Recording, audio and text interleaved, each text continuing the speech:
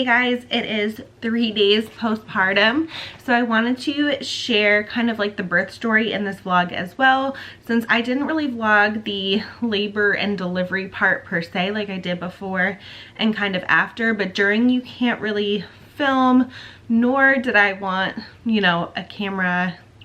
Well, all that was going on. It was a very incredible experience. None of my births went like this, so I definitely wanted to share and let you know my positive, incredible twin birth story. Are just 3 days postpartum. I'm still really swollen, and you guys are about to find out why. So I showed a little bit of, you know, before we went back and all of that. We went in for a planned induction. So I just kept myself, you know, resting towards the end of this pregnancy up until 37 weeks. I really wanted to deliver at 37 weeks. That was like the last day that I possibly was able to with mono-di twins. They typically come between 34 and 37 weeks. So I was trying to let them bake until week 37. So thank goodness it worked out that way, because it doesn't always for twin parents. But we got to 37 and then we went in for our induction in the morning. And so they started Pitocin, which you can imagine that can get pretty painful pretty quick. So I had the epidural lined up, ready to go. I said right away, you know, just from my past experiences with Pitocin, you don't want to wait too long until you're in excruciating pain to get an epidural if you plan to get one. So I put in the order for it once they started the Pitocin, and sure enough, the anesthesiologist ended up getting backed up by 3 other expecting moms, and then he had an emergency. So I knew in that moment that I was most likely going to be in a lot of pain before, you know, the epidural even came close to my body. But in good news, the anesthesiologist, he was this young guy, super nice and friendly. He was really going to work making sure that everybody was getting their epidural and what they needed. He was not playing around.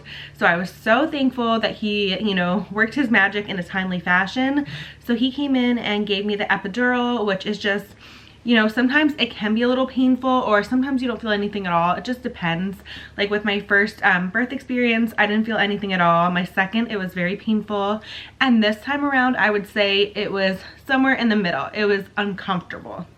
So basically what they do is they get this giant needle. Obviously I can't see it, and you have to sit in a very specific position so they can get the needle in a space between your spine, and that's going to basically help numb from your waist down.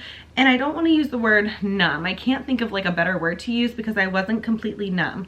I could feel everything that was going on, all of the pressure, the movements, you know, if somebody grabbed my leg or something like that, I could feel that. So as time went on, I could feel more and more. So the Pitocin was really working, kicking in for contractions. They were getting, you know, closer together.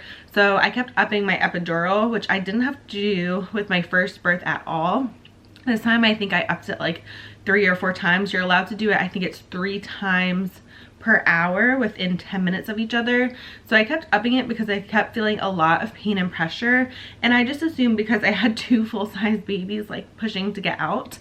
So after some time, my doctor came in, checked everything. He's like, let's check you in about 3 to 4 hours and see where you're at. Sometimes it takes that long, but about 2 hours in, I was like, you guys need to check. Like, I can definitely feel that a baby is going to be coming out shortly. So sure enough, the nurses check, and the nurses in L&D were very sweet. And they were like, okay, get your doctor. So out came baby A, which is Jackson, and he was 6 pounds, 5 ounces. And they thought that he might be the smaller of the 2 babies. We weren't sure. So he was born first, no complications. It was really amazing. But then this is where things took a turn and just totally derailed everything that was happening. So both babies were head down this whole time at the end, which is really what you want if you want to deliver, you know, naturally. I don't want to say naturally because I had an epidural, but you get what I mean, with 2 babies. So the second baby A came out, I got to hold him for a minute, and then obviously we knew it's go time, there's another baby to get out. So that's like the difference. Like once you're done giving birth with one baby, it's like you get to hold him, they clean him up, they clean you up and all that. But no, with twins, it's go time all over again. So they took Jackson over to be cleaned up, weighed, and all of that. And in the interim, they take a sonogram machine and the doctor's looking around for baby B. So he's like, I have bad news. I was like, what? So baby B, the second baby A came out, he flipped and went breech. So his head was up by my rib cage, feet down below, which is like your worst nightmare, right? Not your worst nightmare in the world. I keep using wrong words here because I'm trying to explain the story as if I was living it again. But in that moment, that was kind of like one of my fears, because that could mean that I deliver baby A just fine and I'd be back in the OR for baby B. So they didn't know if baby B was going to be the smaller baby or the bigger baby. So my doctor said, we can do two things. We could head back for a C-section if you want to go that route, or we can try an inversion. So an inversion is basically when they press on your stomach really, really hard to try and turn and manipulate the baby to go back. So he was pushing on my stomach extremely hard, one direction, and the baby just went sideways, still kind of breech, didn't work. So we had to try 2 more times.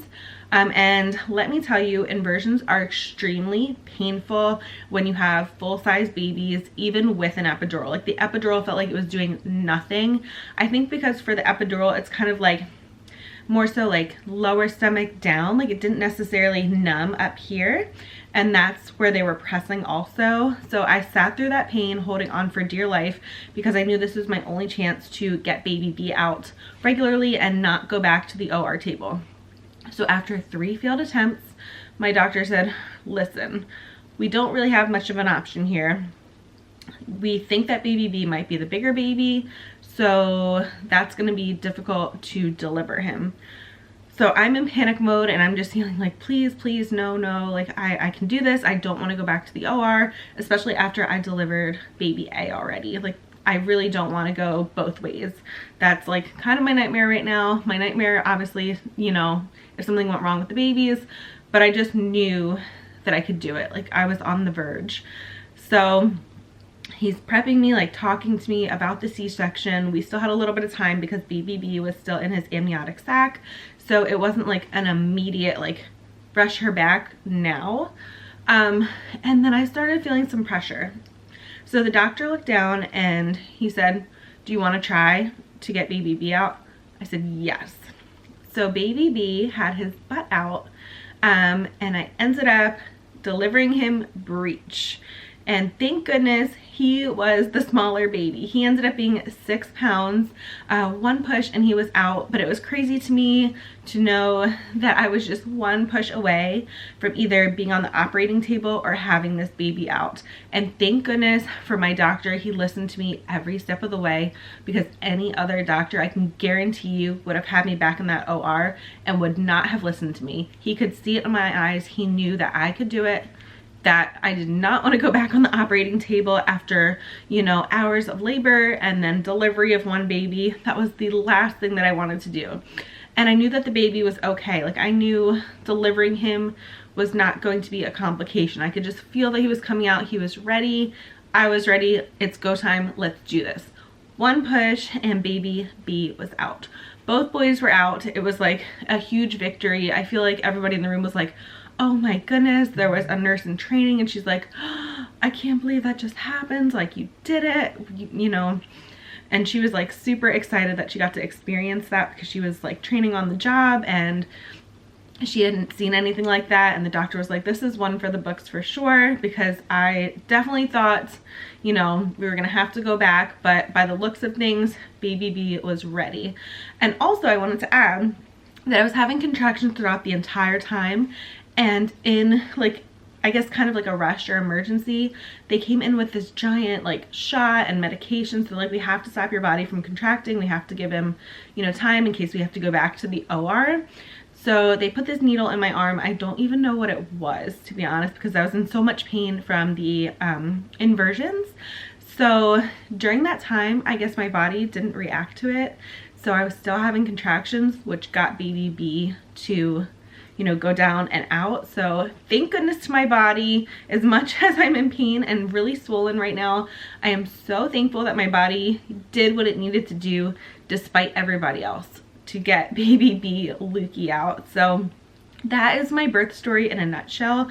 I don't think I'm going to do a separate video on it. I really wanted to combine it with the whole hospital experience and coming home and all of that. But as for now, I'm just trying to take it easy. I am extremely swollen. Like, you guys saw me swollen throughout this whole pregnancy, but my legs, like basically from here down, is unrecognizable. So we're going to pick up a prescription today to hopefully help with that. But otherwise, it was just a crazy, indescribable experience to go through that, to where, you know, you have one baby and then you start to get yourself into an emergent situation and you come out on the positive side. So I just really wanted to share that with you guys, especially if you are a twin mom expecting, that there are positive twin birth stories. Not everything has to be so scary. You can do it if you put your mind to it. It's mind over matter. I had people telling me, you know, it's time to go back to the OR, and I said, no, we're not going to do that. Sometimes you have to be your own advocate. Now, of course, if you are in danger and the baby is in true danger to where you have no other option, you have no other option. But I could feel in my body that I did have another option, and I'm so glad that my doctor listened to me and it all turned out well. So I wanted to interject this portion into the vlog so you guys know what happened during the labor and delivery process, and now I'm going to show you guys all of the going home experience.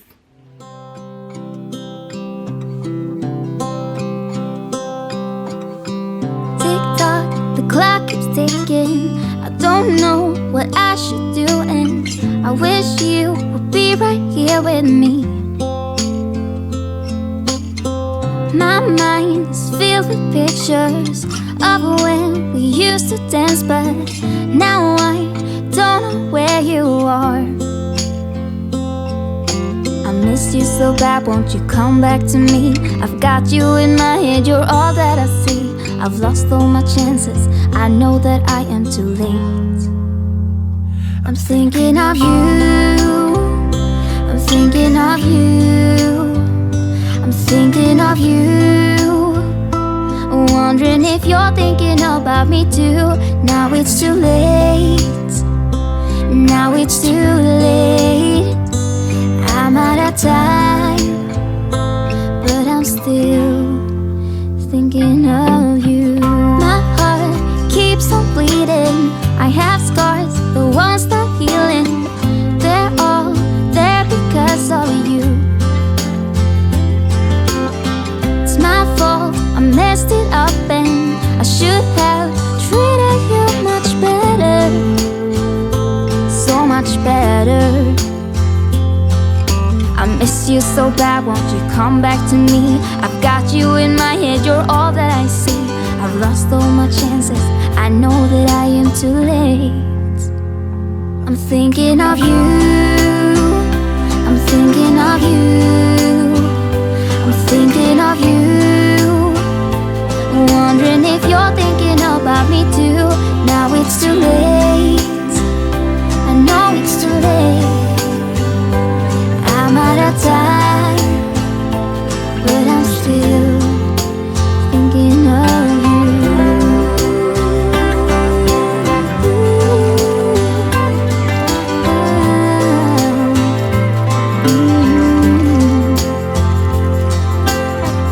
Tick tock, the clock keeps ticking. Don't know what I should do. I wish you would be right here with me.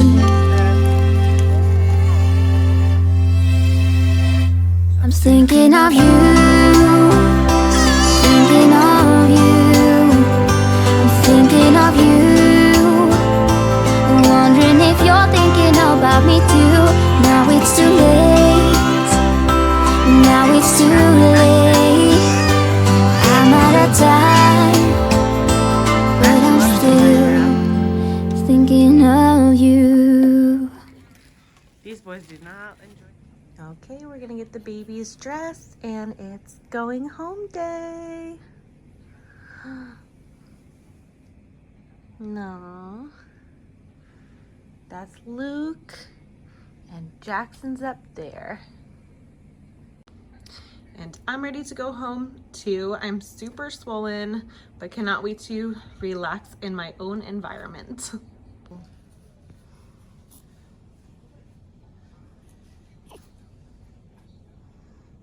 That little outfit.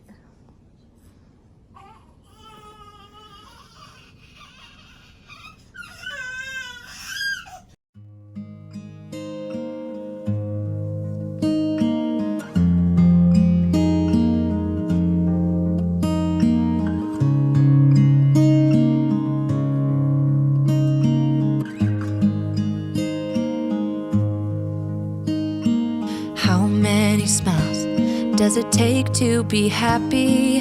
How many times do you have to feel lonely before you get the chance to meet someone, before you get to meet someone like you?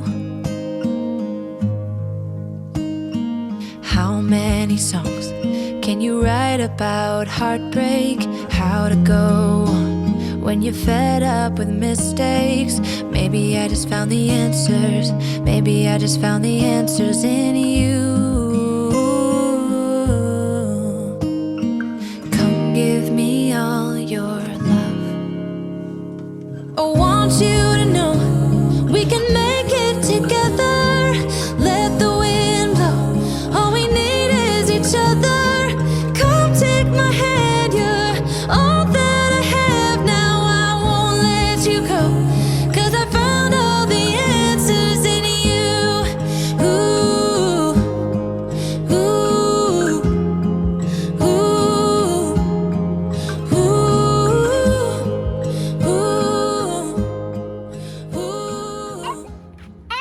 ooh. It's Jackson. Is Jackson? Is it Jackson, Max? Hold him. You want to hold him? He's stuck. He's in the car seat. Oh, you're cute. You're so little. He's so little. He's stuck in there, right? Keep him.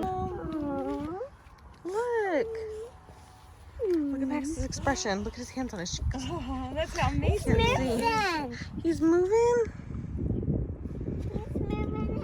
I don't know. They look pretty moving much his alike piggy. to me. That's the same pose Mason did.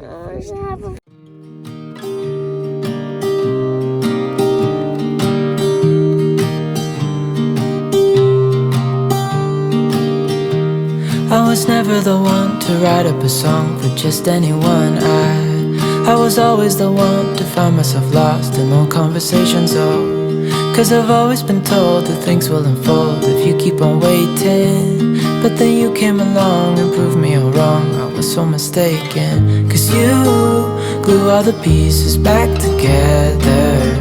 Yeah, you take all my wrongs and make them better. Yeah, you're making me wanna try forever. And I feel so free, oh my sweet baby.